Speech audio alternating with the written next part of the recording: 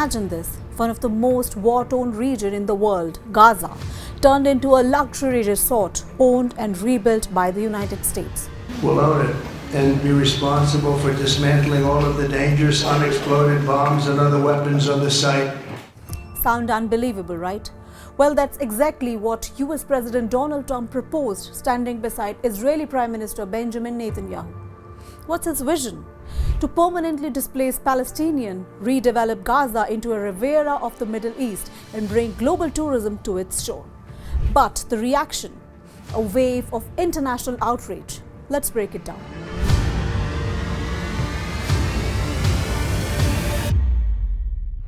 During a press conference in Washington, Trump announced his vision for Gaza.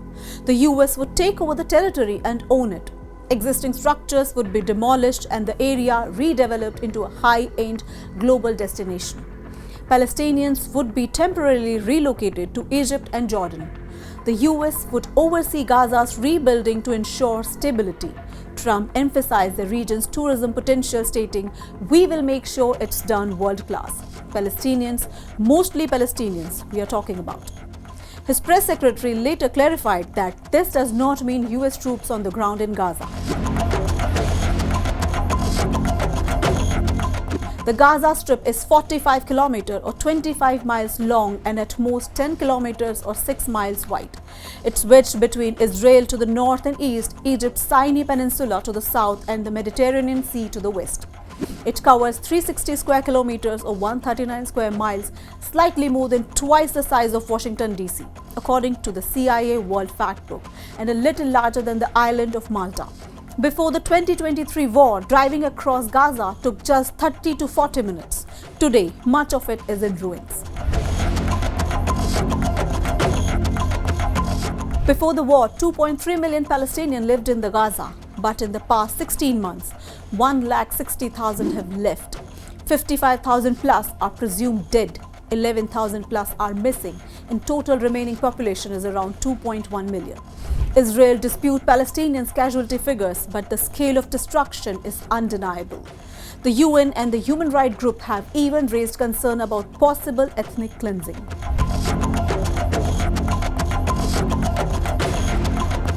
Gazans strongly criticized US President Donald Trump's plan to take over the Gaza Strip and resettle Palestinians elsewhere, vowing never to leave the ruins of their homes in the coastal enclave. They rejected Trump's vision of transforming Gaza into a Riviera of the Middle East, emphasizing their unwillingness to surrender their land. Many Palestinians compared the idea to the 1948 Nakba or catastrophe, where 7 lakh Palestinians were forcibly displaced during Israel's creation.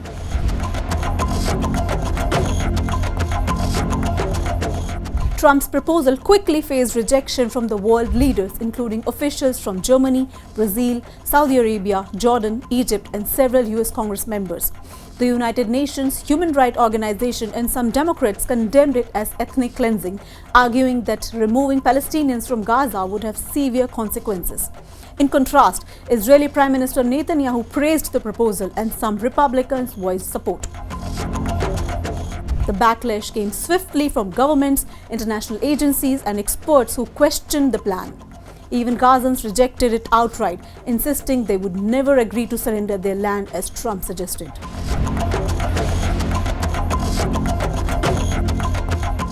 While Trump's plan could escalate tensions in the Israeli-Palestinian conflicts, undermine the two-state solution supported by President Biden, put pressure on neighboring Arab nations to absorb displaced Palestinians, deepen geopolitical division between the US allies and adversaries. Biden reaffirmed America's historic stance on a two-state solution, while Netanyahu doubled down on rejecting a Palestinian state altogether. Satellite analysis shows that 60% of Gaza's buildings are damaged or destroyed. The destruction is so severe that the volume of rubble is massive.